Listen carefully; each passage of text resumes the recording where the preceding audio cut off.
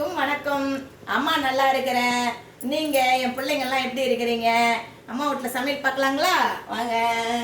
பாருங்க, சூடான சாதம், பீட்ரூட் பொரியல், முட்டை வறுவல், சாம்பார், ரசம்லாம் பழசு இருக்குது. அதனால அம்மா வீட்டில் சமையல் சிம்பிளாக முடிச்சாச்சு. அம்மா ஒன்று சொல்ல போகிறேன், வாங்க. இங்கே பாருங்க, அம்மா தேங்காய் எண்ணெய் ஆடி இருக்கிறேன் பாருங்க. தேங்காய் கெட்டு போகக்கூடாதுன்னு சொல்லிட்டு தேங்காய் கெட்டு போக மிளகு போட்டிருக்கிறேன். இது என்னான்னு பார்த்தீங்கன்னா, நம்ம விசேஷங்களில் எப்பயுமே தேங்காய் தாம்பலம் கொடுக்குறது தெரியுங்களா? தாம்பலம் கொடுத்துட்டு தேங்காய் மீறும். அந்த மீறும் போது என்ன பண்ணுறீங்க, நம்ம எல்லாரும் அண்டையில் பக்கத்தில் கொடுத்துட்டு எல்லாம் போக எனக்கு 100 காய் மீந்தது. 100 காய் மீந்த உடனே நான் என்ன பண்ணேன், நம்ம எடுத்து கொடுத்தோம்னா 10 ரூபா தான் எடுக்கிறாங்க. இதுவே நம்ம போய் வாங்கணும்னா 25 ரூபா 30 ரூபான்றாங்க ஒரு காய். பார்த்தேன், அம்மா என்ன பண்ண 100 காயை உடச்சி போட்டு காய வச்சு ஒரு 5 கிலோ வந்தது.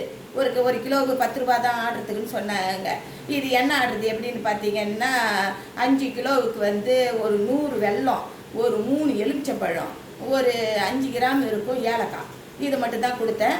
நம்ம சர்க்கரை போட்டு மல்லிகைப்பூ கொடுத்தும் ஆடலாம். மல்லிகைப்பூன்னா அந்த நேரத்துக்கு தான் கொஞ்சம் வாசனையாக இருக்கும். அதுக்கப்புறம் பார்த்திங்கன்னா கொஞ்சம் அழுகுன வாசனை வந்துடும் நாள் ஆவ. அதனால் அம்மா மல்லிகைப்பூ போடலை. சர்க்கரை எல்லையாக இருக்கும் எண்ணெய். ஆனால் சர்க்கரை வேணான்ட்டு நான் வெல்லம் தான் போட்டேன். ஒரு 100 வெல்லம் போட்டேன். இப்போ அம்மா பார்த்தீங்கன்னா எண்ணெய் ஆடின்னு வந்துட்டேன் பாருங்கள். 5 கிலோ எடுத்துன்னு போனால் 5 லிட்டர் எண்ணெய் ஆச்சு.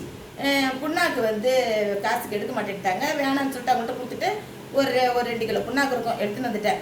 அது ஏன்னு பார்த்தீங்கன்னா, நம்ம வீட்டு வாசலாண்ட பசு மாடு வரும். நான் எப்பயுமே பசு வந்துச்சுன்னா ஒரு வாழைப்பழம் கொடுப்பேன். வாழைப்பழம் இல்லாத நேரத்துக்கு இந்த புண்ணாக்கு எடுத்து ஒன்று கொடுத்தோம்னா ஏமாந்துட்டு போயிடக்கூடாதுல்ல.